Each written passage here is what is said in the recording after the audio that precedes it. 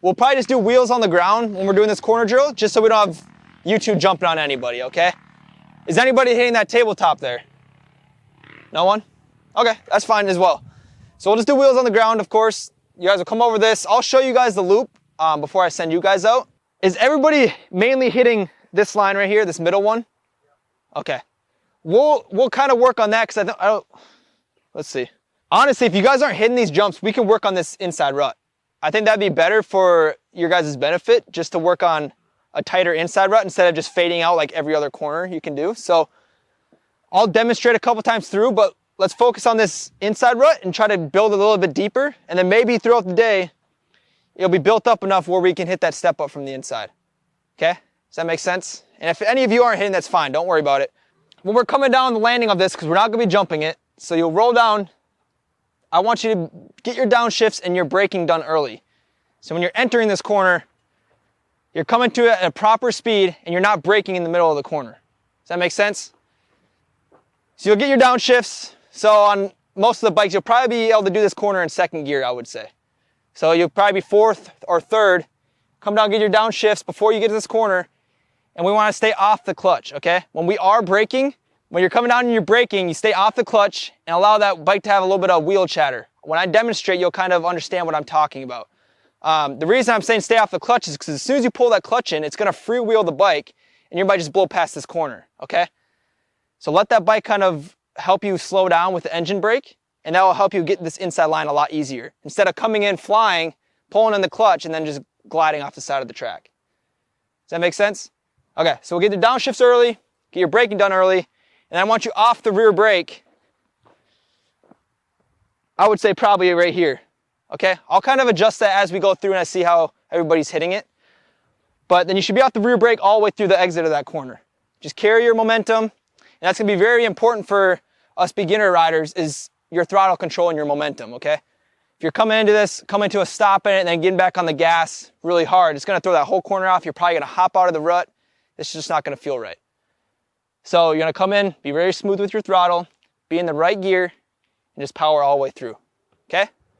Any questions? Yeah. Feet on the pegs only. Yes, feet on the pegs all the time. These first couple times through, I will allow you guys to sit down. Then I'll take that back. This first time through, we're gonna stand up only, okay? We'll stand up only for a couple laps, see how you guys are feeling, and then we'll transition into sitting down through this corner, feet on the pegs still, okay?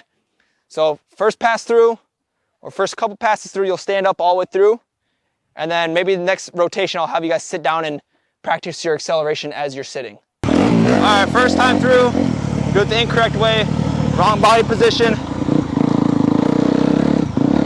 Show them how hard it is, corner. But keep that in mind, that's the wrong way to do it. My feet were pointed out, knees were forward. I couldn't even control through that whole corner. I was just going wherever the bike was taking me, okay? So next time through, I'll show you standing up, just a smooth throttle control all the way through, standing up. And I'll go again, and I'll show you what the transition point to sitting. We didn't really touch on it, but when you transition from standing to sitting, it should be one fluid movement, okay?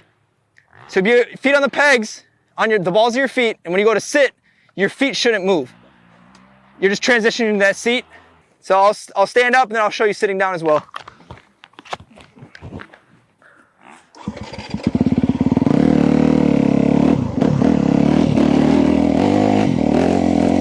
All right, picking the right gear, standing up, picking the right speed, rotating those hips.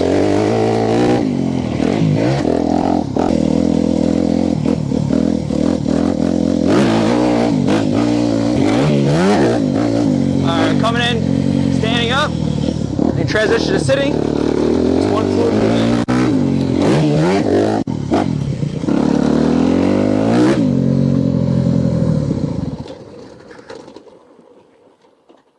If you notice when I transitioned to sitting, I didn't allow my upper body and lower body to fully connect.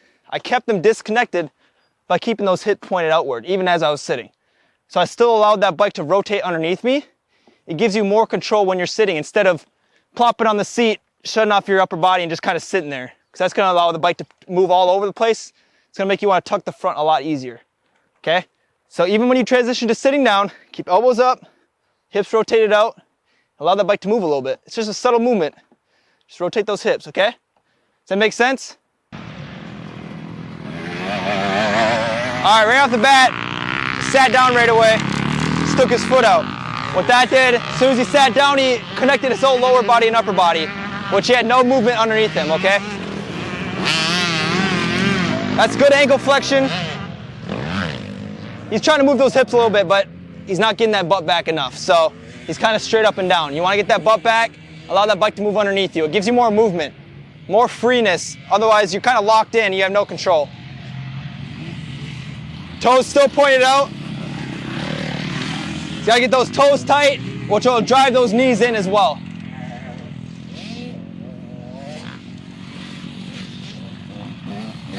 Feet on.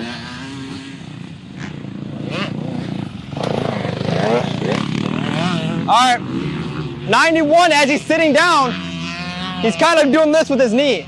He's disconnecting it purposely because it probably feels like he has better balance that way. But if all he did was squeeze his knees in and let the bike rotate underneath him, he wouldn't have to do that with his knee. He'd be tight, he'd have full connection, and he'd be more confident leaning that bike over with feet on the pegs.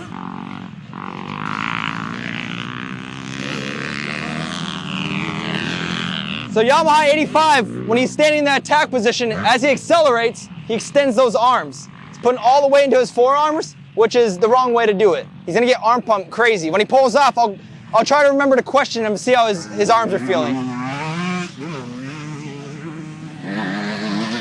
So the fix to that is keeping that chest over the front bar pad. So squeeze those shoulder blades and keep that chest over the front. Keep those knees tight, knees tight.